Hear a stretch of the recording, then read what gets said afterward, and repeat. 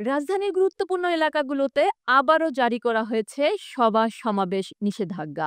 Dhaka metropolitan police DMP এক গণবিজ্ঞপ্তির মাধ্যমে জানিয়েছে, জনশৃঙ্খলা ও নিরাপত্তার স্বার্থে এই সিদ্ধান্ত নেওয়া হয়েছে।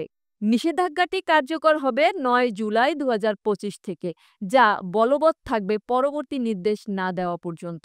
নিষিদ্ধ এলাকা হিসেবে চিহ্নিত হয়েছে বাংলাদেশ সচিবালয়, প্রধান উপদেষ্টার সরকারি বাসভবন, যমুনা ও আশপাশের গুরুত্বপূর্ণ এলাকাগুলো, যেমন হোটেল ইন্টারকন্টিনেন্টাল ক্রসিং, কাকরাইল মসজিদ মোড়, অফিসার্স ক্লাব ক্রসিং এবং মিন্টু রোড ক্রসিং।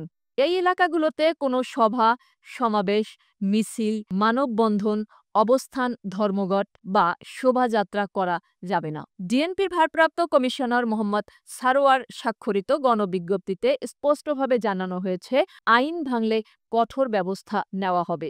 ডিএনপি বলছে, এটি একটি নিরাপত্তা সংক্রান্ত পূর্ব সতর্কতামূলক পদক্ষেপ। বিশেষ করে রাজধানীতে রাজনৈতিক বা সাংগঠনিক কর্মসূচির বাড়তি চাপ মাথায় রেখে এ সিদ্ধান্ত নেওয়া হয়েছে। বিশ্লেষকরা মনে করছেন, সামনে জাতীয় গুরুত্বপূর্ণ কার্যক্রম বা আলোচিত ইস্যু থাকায় সরকার ও প্রশাসন নিরাপত্তা পরিস্থিতি নিয়ে অত্যন্ত সতর্ক অবস্থানে আছে।